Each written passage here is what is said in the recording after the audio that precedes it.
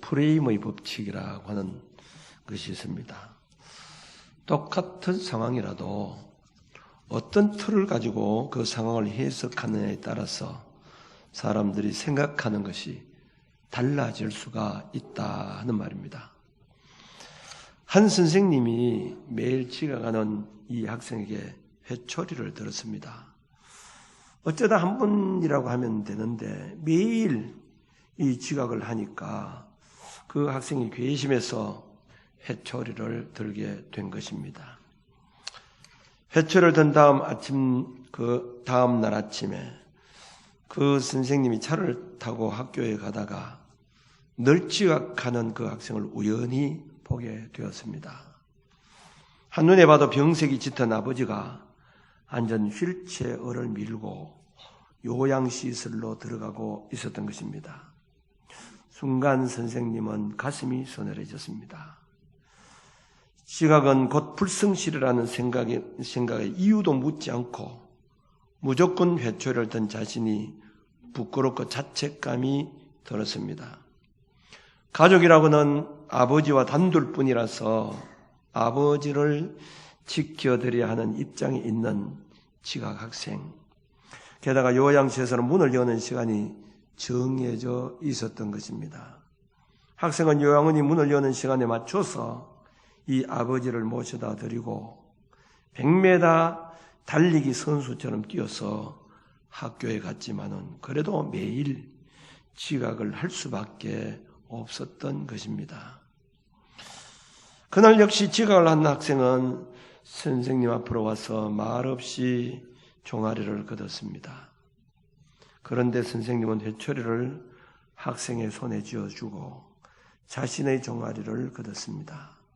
그리고 미안하다, 정말 미안하다 라는 말과 함께 그 학생을 따뜻하게 끌어안았습니다. 그리고 두 사람은 함께 울었습니다. 지각할 수밖에 없는 타당한 이유를 알았기 때문입니다. 몰랐을 때는 불량한 학생이라고 때렸지만은 그 지각의 타당한 이유를 알 때에 그럴 수가 없었던 것입니다. 여러분, 우리가 살아가다 보면 항상 바르게 살아가는 것이 아니고 잘못할 때도 있고 때로는 못할 때도 있습니다. 그때는 그에 대한 이유가 있는데 이유가 타당한 이유가 있는가 하면 이유가 되지 않는 이유가 있습니다. 서두에 말한 지각한 이 학생, 지각의 타당한 이유가 될 수가 있는 것입니다. 그런데 우리가 살아가다 보면 대부분 타당하지 못한 이유를 가지고 이유를 댈 때가 많이 있습니다. 어떤 사람과 만나는 날 만나기로 약속을 했습니다. 그런데 약속을 지키지 않았습니다. 그래서 나중에 왜 어겼느냐고 하니까 약속을 지키려고 하는데 갑작스럽게 친구가 와서 그 약속을 지키지 못했다. 이것이 그 사람하고 며칠 전에 약속한 약속을 어긴 타당한 이유가 되겠습니까? 타당한 이유가 될 수 없죠. 아무리 친구가 와도 내가 언제 누구하고 만날 약속이 있으니까 다음에 만나 이래야 되지. 약속을 해놓고 그냥 친구 왔다고 약속을 어기는 타당한 이유가 안 된다 이 말입니다. 근데 그 약속도 어떤 약속을 하고 하느냐, 누구하고 약속을 하느냐에 따라서 달라질 수가 있다는 겁니다. 사업하는 사람이 100억짜리 사업 계약을 두고 약속을 해보세요. 이 사람은 빠질 이유가 없습니다. 약속을 어길 이유가 없다는 거죠. 왜? 그 사람 만나면 100억짜리 공사를 해갔다 하기 때문에 이유가 없습니다. 그 사람이 손님 왔다고 100억짜리 약속을, 이 사업 약속을 한 그 사람하고 약속 어기겠습니까? 중요한 일이 있다고 빠지겠습니까? 이유가 없습니다. 무조건 가게 됩니다. 여러분, 결혼하기 전에 연애를 한 사람, 사람하고 연애를 한 경험을 해본 사람이 다 있을 줄 압니다. 연애를 해서 사랑하는 사람이 생기면 그 사랑하는 사람과 약속, 즉 데이트를 하는데 자기 일이 바빠도 이 데이트를 바빠서 데이트를 못하는 사람이 거의 없습니다. 자, 바빠도 그 사람하고 약속을 했으면 반드시 약속을 지키는 겁니다. 왜 그럴까요? 사랑하는 사람과 만나는 시간이기 때문입니다. 그런데 사랑하는 사람과 이 데이트를 약속을 해놓고는 약속을 어겼습니다. 왜 어겼느냐고 하니까 아이고 그날은 직장이 너무 바빠서 또 약속을 했어요. 근데 또 빠졌습니다. 왜 약속을 어겼나요? 그때 몸이 좀 피곤해서. 그리고 그 다음날 또 약속을 했습니다. 약속을 하니까 친구가 갑자기 생각났어. 여러분 그러면 그 사람 사랑하는 사람이겠습니까? 사랑하는 사람이라고 할 수 없는 겁니다. 사랑하는 사람이 만나자고 하면 이유가 없어야 되죠. 만사를 제쳐놔야 되죠. 그래야 그 사람과 사랑하는 사람이라고 할 수 있는 것입니다. 신앙생활도 마찬가지입니다. 우리가 아무리 육신의 일이 바빠도 주님의 일에는 언제나 이유가 없는 자가 되어야 됩니다. 신앙생활에 이유가 없어야 된다는 겁니다. 복받은 사람은 주님의 일에는 이유가 없는 사람입니다. 우리가 이 신앙생활 하는데 이유가 많은 사람 절대로 하나님이 귀하게 사용하지 않습니다. 이유가 없는 사람을 하나님이 사랑하시고 하나님이 크게 서신다는 것을 믿으시기 바랍니다. 만약 우리 교인이 저하고 약속을 했습니다. 어떤 사람이 목사님 교회 일할 것 있으면 언제든지 불러주십시오. 저 일하러 가겠습니다. 이렇게 했어요. 그래서 전화를 했습니다. 집사님 오늘 무슨 일을 좀 해야 되는데 오세요. 예. 만사를 제쳐놓고 오는 사람이 있습니다. 자, 그런데 어떤 사람에게 그렇게 했는데 전화를 했습니다. 오늘 무슨 일이 있는데요. 지금 오늘은 좀 바쁜 일이라서 다음에 또 갈게요. 또 전화를 그 다음에 했습니다. 오늘 몸이 좀 피곤해서 안 됩니다. 또 전화를 했습니다. 손님 만날 때문에. 그 다음부터 그 사람 일 시키겠습니까? 그 사람 일을 안 시키죠. 이유가 너무 많기 때문에. 오늘 이 본문에 보면 예수님의 비유의 말씀입니다. 어떤 임금이 잔치를 베풀어서 종들을 보내어 청한 사람들에게 가서 잔치 자리에 참석해달라고 이렇게 합니다. 그런데 청한 사람들이 오기를 싫어합니다. 그래서 다른 종들을 보내면서 주인이 아들을 결혼시키기 위해서 잔치를 마련해서 점심 식사를 준비했습니다. 그리고 소도 잡고 살찐 짐승들도 많이 잡아서 준비해 놓았으니까 오세요. 이렇게 했습니다. 그랬더니 어떤 사람은 돌아보지도 않고 갑니다. 또 어떤 사람은 참 고맙습니다만은 내가 받일이 너무 바빠서 도저히 시간을 못 내겠습니다. 또 어떤 사람은 지금 사업하는데 내가 귀한 손님을 만나야 됩니다. 곤란합니다. 그리고 가버리는 겁니다.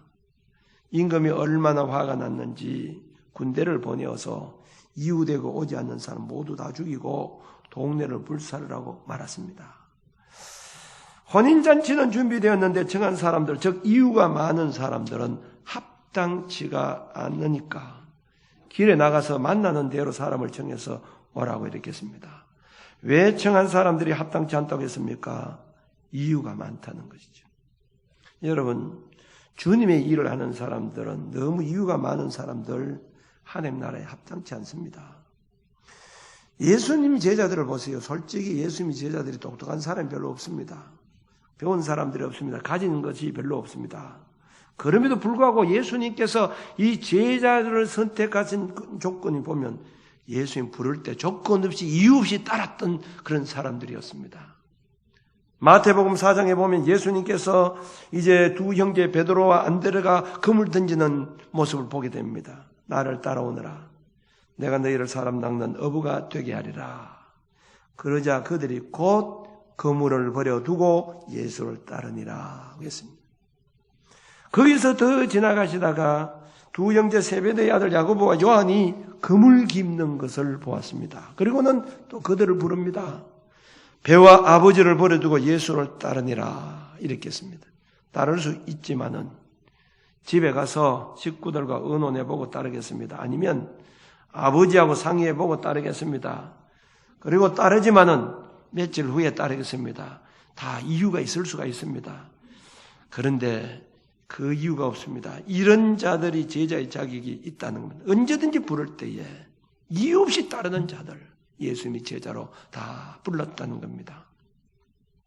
창세기 12장에 보면 하나님께서 갈대아 우르에 있는 아브라함을 부르실 때에 내가 이르시되 너는 너의 고향과 친척과 아비 집을 떠나서 내가 너에게 지시할 보여줄 땅으로 가라. 내가 큰 민족을 이루고 너에게 복을 줘 너 이름을 창대케 하리라. 그때에 이 아브라함은 4절에 보면 여호와의 말씀을 따라갔다고 이렇게 했습니다. 이유가 없었어요. 따라가면 뭐 보장이 됩니까? 어디로 갑니까? 가면 살 길이 열립니까? 이유가 없어요. 무조건 따랐다는 거지. 100세에 나는 아들 이삭을 제물로 바치라고 할 때도 한마디 이유가 없이 그대로 샀습니다. 순종해도 이유가 있을 수가 있잖아요. 하나님, 내 순종은 하겠습니다. 그런데 꼭 그렇게 해야 됩니까? 꼭 그 아들로 드려야 됩니까? 이유를 댈 수가 있습니다. 그런데 이유가 없었다는 거죠. 사도 바울이 다메섹 도상으로 가다가 부활하신 주님을 만나서 예수님께서 그를 이방인의 사도로 세우셨습니다. 그런데 그 사도 바울이 갈레아디아서 1장 16절에 보면 그의 아들을 이방에 전하기 위하여 그를 내 속에 나타내시기를 기뻐하셨을 때에 그의 아들을 이방에 전하기 위해서 예수님을 이방에 전하기 위해서 나를 택했다는 겁니다. 그래서 내 속에 나타내시기를 기뻐했을 때에 내가 혈육과 의논하지 아니하고 이렇게 했어요. 혈육과 의지 아니하고 하나님께서 자기를 이방인의 사도로 세우시겠다고 했을 때에 사도 바울에게도 아마 가족이 있었을 거 아닙니까? 뭐 자기 부모나 이러면 친척이 있었을 것인데 의논할 수가 있다는 겁니다. 그런데 혈육과 의논하지 않았다는 겁니다. 가족과 의논하지 않고 이방인의 사도로 바로 떠나버렸다는 겁니다. 이유가 없다는 거죠. 뭐 의논하지 않고 독단적으로 무엇을 하는 것이 좋다는 말이 아니고 주님이 어떤 것을 나에게 요구하시든지 이유가 없어야 된다는 거죠. 하나님께서 미디안 광야에서 양을 치던 이 모세에게 출애굽 사명을 맡기실 때 보세요. 처음에 모세가 얼마나 이유가 많았습니까? 내 같은 사람이 어떻게 할 수 있습니까? 나는 말도 못합니다. 차라리 내 같은 사람 보낼 바에는 우리 형님이 똑똑하고 말도 잘합니다. 이유가 많았다는 거지. 그런데 하나님께서 그 모세를 설득시켜서 무조건 순종하게 해서 이제 사명을 맡기시는 것을 볼 수가 있습니다. 끝까지 만일 이유를 대고 안 됩니다. 나는 못합니다. 이유를 댔다가 아마 모세를 세우지 않았을 것입니다. 무조건 순종하겠다고 하는 그 마음을 보시고 출애굽의 지도자로 하나님이 세우신 것입니다. 하나님의 일에는 이유가 없는 자들이 되시길 바랍니다. 첫째, 우리 성도는 예배 드리는 일에 이유가 없어야 됩니다. 신앙생활에 있어서 제일 중요한 것이 있다고 하면 그건 예배입니다. 예배 드리는 일에는 이유가 없어야 된다는 거죠. 예배보다 더 귀한 일이 어디 있습니까? 오늘까지 예수 믿고 예배 드리는 일에 여러분 얼마나 빠지셨습니까? 아니, 한 번도 빠진 적이 없습니까? 빠졌다고 하면 무슨 이유로 빠지셨습니까? 빠진 이유가 합당하다고 생각합니까? 이것을 알아야 됩니다. 우리가 공적인 예배 드리는 일에는 어떤 합당한 이유도 있을 수가 없다는 것이죠. 오늘은 거룩한 주일입니다. 구별된 날입니다. 오늘 또 예배를 참석하지 못한 우리 성도들이 많이 있습니다. 이유가 있겠죠, 다. 가령 왜 주일에 참석하지 못했습니까? 타당한 이유가 있습니까? 오늘은 직장에서 근무하라고 해서 나는 어쩔 수 없습니다. 그게 타당한 이유가 될 수 있겠습니까? 제가 학생들을 옛날에 가르쳐 보니까 고3이 될 때 애들이 많이 빠져요. 왜 빠졌나고 얘기하니까 학교에서 보충 수업하기 때문에 나오라고 해서 못 왔다. 학교에서 만일 빠지면 결석 처리하겠다는 겁니다. 합당한 이유입니까? 그것이 이유가 될 수 있겠느냐는 거죠. 예배드리는 일에는 어떤 이유도 있을 수가 없는 겁니다. 아무리 중요한 일이 있어도 몸이 병들어서 몸이 아파도 움직일 수 있다고 하면 예배는 참석해야 된다는 거죠. 이유가 없어야 된다는 겁니다. 두 번째, 기도하는 일에는 이유가 없어야 됩니다. 예배는 중요하기 때문에 이유가 있을 수 있다고 해도 없다고 해도 기도하는 일은 이유가 있을 수 있다고 생각합니다. 그래서 기도할 수 있는 시간은 여유도 있으면 기도하지만은 기도하기 힘들고 어려우면 중단할 수 있는 겁니다. 자, 새벽 기도하다가 그렇게 해서 중단한 분들이 참 많이 있죠. 젊을 때는 새벽 기도했는데 나이가 드니까 다리도 불편해서 일어나기 힘들어서 걷기가 불편하기 때문에 기도에 참석하지 못할 수가 있습니다. 그게 합당한 이유가 될 수 있겠습니까? 컨디션이 좋으면 기도하지만 피곤해서 힘이 들면 기도하지 못할 수가 있습니다. 그러나 여기에 그게 이유가 될 수 있겠습니까? 여기도 이유가 없어야 된다는 거지. 사무엘은 기도하여 쉬는 죄를 범치 않게 해달라고 했습니다. 그는 기도를 중단한 게 죄로 생각했다는 겁니다. 죄 짓는 것으로 생각했다. 어떻게 중단할 수가 있습니까? 그러므로 기도하다 중단할 수 없는 겁니다. 다니엘이 왜 사자굴 속에 들어가게 된 이유가 무엇 때문입니까? 그는 하루 3번씩 하나님께 이제 기도하려고 마음을 결심을 한 사람입니다. 어떤 일에서도 난 하루 3번씩 하나님께 기도한다. 그런데 다니엘의 정적들이 그것을 알잖아요. 그래서 왕에게 얘기를 해서 누구든지 왕 외에 한 달 동안 다른 신에게 기도하는 사람이 있으면 사자굴에 넣자고 이렇게 이제 충동질해서 한 달 동안 기도하지 못하게 했습니다. 이 정도면 충분히 기도 중단할 수 있는 이유가 될 수 있겠죠. 왜? 한 달 동안은 모르게 숨어서 할 수도 있는 것이고 아니면 한 달 동안 중단했다가 그 다음에 하면 되는 것이고 그럼에도 불구하고 다니엘은 이유가 없었다는 겁니다. 기도하는 시간이 될 때 전에 하던 대로 그대로 기도하다가 발각되는 바람에 결국 사자굴 속에 들어가서 이제 죽게 되었지만은 하나님께서 다니엘에게 사자굴 속에 들어가도 하나님께서 천사를 동원해서 상처 하나 나지 않게 지켜주셨다는 겁니다. 어떻게 이런 기적이 일어났을까요? 기도하는 일에는 이유가 없었기 때문에 하나님께서 보시고 은혜를 베풀어 주셨다고 하는 사실입니다. 여러분, 우리가 기도하다가 중단한 이유가 없기를 바랍니다. 세 번째는 전도하는 일에 이유가 없어야 됩니다. 사도 바울이 누구보다도 이방인에게 전도하는 사명을 부여받았습니다. 그러므로 그는 이 다메섹 도상에서 예수를 만난 후에 거의 일평생 죽을 때까지 전도하는 일에 모든 삶을 다 투자했습니다. 그가 핍박을 받은 이유가 무엇 때문입니까?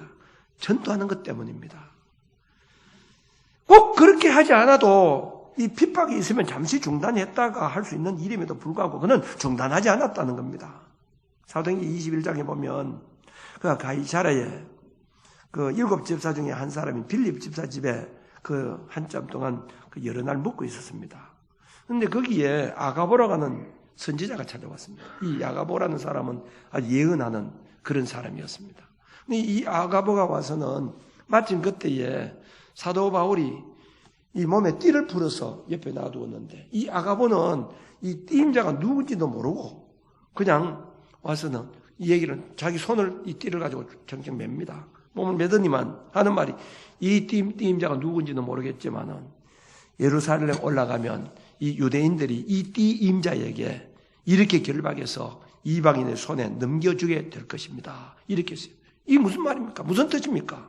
이 말은 사도 바울이 예루살렘에 올라가게 되면 체포되어서 로마인들에게 붙잡혀서 넘겨질 것이라는 겁니다. 이 말을 듣고 있던 이 사도 바울이 일행들이 보낼 수가 없지요. 그래 울면서 바울에게 그런 얘기를 가면 안 됩니다. 지금 이 예루살렘에 올라가면 결박돼서 잘못 로마인들의 손에 붙잡히면 죽을 수도 있습니다. 올라가면 안 됩니다.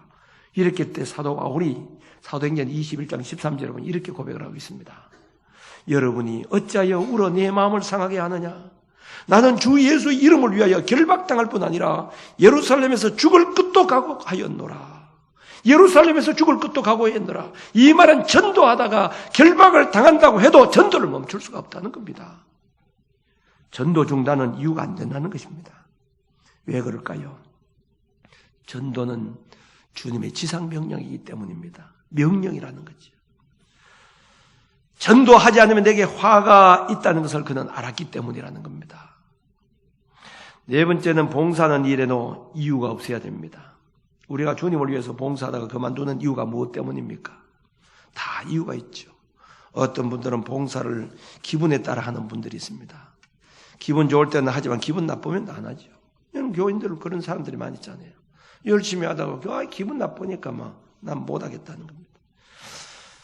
한가하면 봉사하다가 바쁘면 안 하는 사람이 있습니다. 일이 바빠서 못합니다.